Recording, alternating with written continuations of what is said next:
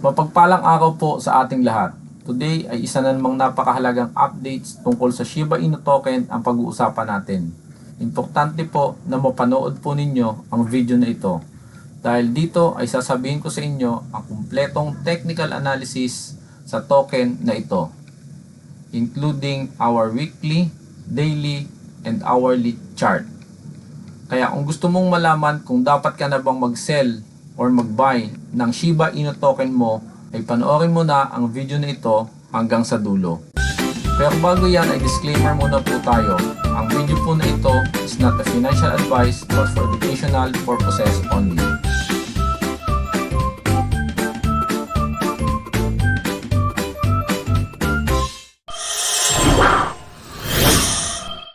So tuloy na po tayo. So dito po sa ating Shiba USDT na chart, under po ng ating H1 ay makikita po natin ang isang bearish trend or bearish movement. So meron po tayong higher high, higher low, lower high, lower low, lower high, and then lower low, lower high, and then lower low. So ito po ay malinaw na isang bearish movement dito po sa atin pong H1 chart. Now, sa iba pong mga content creator ay agad-agad na sinasabi sa atin na maaari na po tayo mag-sell ng atin pong mga Shiba Inu token upang maiwasan ang mas malaki pang losses. However, nais ko pong sabihin sa inyo at ipakita sa inyo ang kabuuang nangyayari sa ating Shiba Inu token. So para makita po natin yan, ay puntahan po natin ang mas mataas na time frame.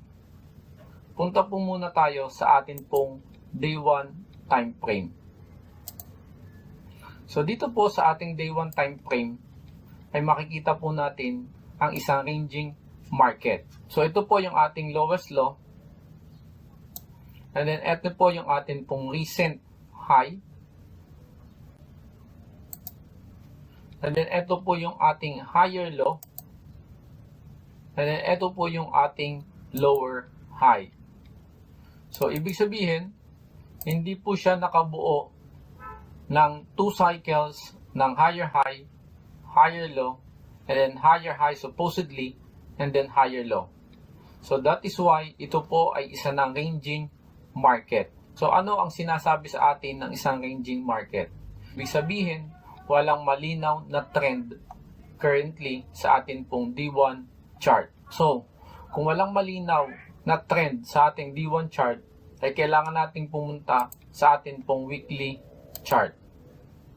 So dito po sa ating weekly chart ay makikita natin na mayroon na pong isang descending triangle na nabuo, which can mean a continuation ng isang bearish trend. So ito po yung sinasabi ko po sa inyo. So pamula po dito hanggang dito ay makikita natin ang isang descending triangle. So ito po yung descending triangle na sinasabi ko po sa inyo. So based sa ating mga napag-aralan, ang isang descending triangle po can mean a continuation ng isang trend or a reversal ng isang trend. So, that is why kailangan nating makita at bigyan ng importance ito pong area of confluence sa area na ito. Ibig sabihin, ang atin pong price movement, no, ay maaaring magtuloy-tuloy sa ganitong movement.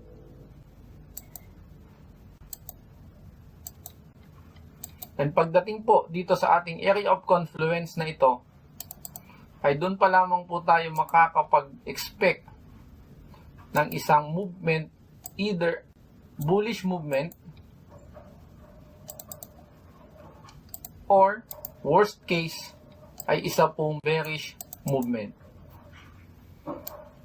So, ang kailangan po nating makita is kung ano ang dapat na action natin moving forward. So, kung papansinin din po natin, ito pong ating support line po na ito is a major support area. Ibig sabihin, simula po na mag-start ang ating pong Shiba Inu token project, ay ito na po yung pinakamababang presyo na naabot ng ating pong token. Which can mean na kung babagsak po below this major support ang presyo ng Shiba Inu, then maaari na pong tuluyang mawala ang value ng Shiba Inu token. Kasi ibig sabihin, lahat po ng mga nabiling token ng atin pong mga investors ay naibenta na din po nilang lahat. And ang natitira na lamang pong Shiba Inu token sa market ay yung mga Shiba Inu token na nabili ng mga retail trader. Now, para malaman po natin ang atin pong immediate na desisyon tungkol sa project na ito, ay puntahan na po natin ang atin pong daily chart. So, muli, ipapaalala ko po na ito pong dotted line po na ito ay ang atin pong resistance line ng ating descending triangle, kung saan ay magsasabi na kung ito po ay ma-break after ng ating area of confluence or before dumating sa ating area of confluence, ay maaari niya pong i-break unti-unti yung mga key levels katulad nito. So ito po ang unang resistance area o level na kailangan pong ma-break ng atin pong Shiba Inu token. Followed by ito pong area po na ito. And then ito pong area po na ito. And then, ito pong area po na ito. Ibig sabihin, huwag po tayong basta-basta maniwala na kailangan nating bumili ng Shiba Inu token sa ngayon. Dahil nga po, tayo po ay currently na nasa pinakamababang support area na o price level na ng ating Shiba Inu token. And uulitin ko po, the moment po na lumampas yan dito sa ating support area, ibig sabihin ay naibenta na po ng malalaking investors ang kanila pong mga Shiba Inu token na na-purchase po nila back this area. So, ibig sabihin ay maaari pong tuluyan ng maglaho ang project na ito. Now, if ever po na ma-break po niya ito pong mga price level po na ito, itong mga key levels po na ito, then that's the only time na maaari po nating sabihin na maaari pong tumuloy o magtuloy-tuloy ang project na ito. For the specific action, ang maaari po nating gawin is that hintayin po muna natin na mag-break dito sa atin pong resistance line ng atin pong descending triangle, and then once na mag-bounce po iyan dito at nagkaroon po ulit ng additional na movement, additional bullish movement, then that's the only time na maaari po nating sabihin na maaari pong uling tumuloy ang pagtaas ng atin pong Shiba Inu token. So ano po ang ating gagawin kapag nangyari yan? So para po sa akin, once na mag-break itong atin pong resistance line ng ating descendant triangle, then hihintayin ko po na mag-bounce po yan dito, and then dito po ako ulit magbabay ng bago pong Shiba Inu token para ma-recover ko po yung mga losses in the past, and then hihintayin ko po yan na mag-break dito sa area na ito, and then pag lumapat po yan dito sa level na ito, dito po ako mag-sell. And then, hihintayin ko po ulit na bumagsak dito sa area na ito at magkaroon ng confirmation na muli itong tataas bago po ako mag-buy. And then, magsesell po ulit ako kapag po dumating sa presyo po na ito. And then, dun ko po titingnan kung ano pa ang mga susunod na movement ng ating pong Shiba Inu token.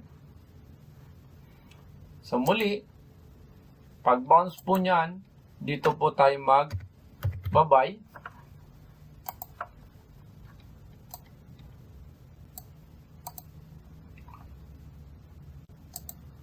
And then dito po tayo mag-sell.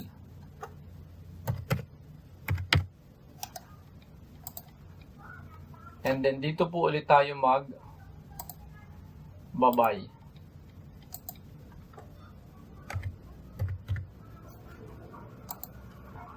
And then dito po ulit tayo mag-sell. So ito po is basically our general plan. Now, sa specific po ay kailangan po nating pumunta sa atin pong H1 para po sa ating immediate action. So dito, mapapansin po natin sa atin pong H1, no, na nagkaroon na po ng bearish trend. So, para mas maintindihan po natin kung saan at bakit nagkaroon ng bearish trend po dito, ay silipin muna po natin ng sandali ang ating day 1. So dito po sa ating day 1, no, within dito po sa ating 32 days na bullish, ay nagkaroon po ng isa pong head and shoulder pattern.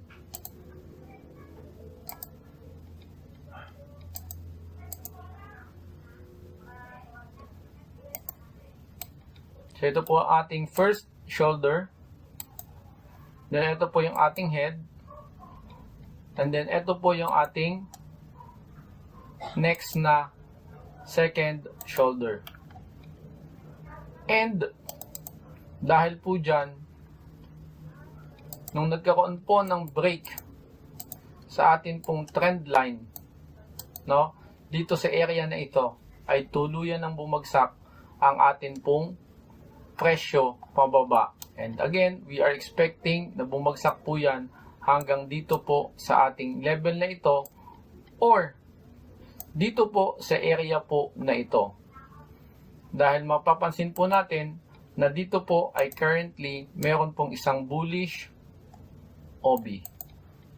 So, ito po ay isang magandang pangitain na maaari pong umangat ang atin pong price ng Shiba Inu token dahil ito po ay isang sign na meron pa pong mga smart money na buyers na nag-purchase ng atin pong Shiba Inu token dito sa area po na ito.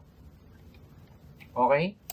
So kung ito po ay nakita nila na zone o area na o presyo na magandang mag-purchase, then maaari po silang mag-purchase po ulit dito na pwede po nating sabayan hanggang ma-break po ito pong ating resistance line ng ating descending triangle. So, ano ang kailangan nating gawin? So, specifically, kailangan po nating hintayin na matapos ito pong bullish candle na ito at lumampas dito po sa ating OB.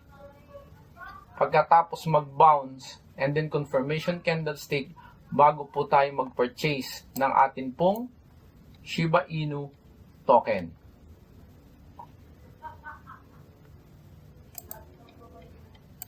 So, mag-i-expect po tayo na magkaroon ng token, na mag-expect po tayo na magkaroon ng candlestick na lalampas dito po sa ating OB, magbabounce dito sa ating OB, and then a confirmation bullish candlestick somewhere dito sa area po na ito. Kapag nangyari po yan, then maaari po tayo mag-purchase dito sa area na ito. Ang atin pong stop loss is somewhere here sa baba ng ating OB, and ang atin pong take profit, no, can be 1:2 hanggang dito sa area na ito or even higher. So, this will mean na maaari pong umangat ang atin pong presyo ng Shiba Inu up to this level. So, sa H1, no, dito po sa H1, hihintayin natin na magkaroon ng bullish candlestick na magbe-break dito po sa atin pong OB. Ito po yung ating OB. So, kapag ito pong candlestick na ito ay nag-break dito sa atin pong OB. No? So, something like this. So, dito, magkakaroon siya ng bullish OB. So, ito yung pinaka-breakout natin. Breakout candlestick. So, kung magkakaroon dito ng isang breakout candlestick, and then, followed by another bullish candlestick dito, which is our confirmation candlestick, then we can expect na magkaroon ng bearish candlestick dito, or immediately, we can entry dito sa area po na ito. So, ulitin ko, after po ng breakout candle, we have to wait for another momentum candle as our confirmation candlestick bago po tayo mag-entry ng atin pong buy trade. So, yun lamang po. And muli, salamat po ng marami sa ating Diyos na buhay. And God bless you all.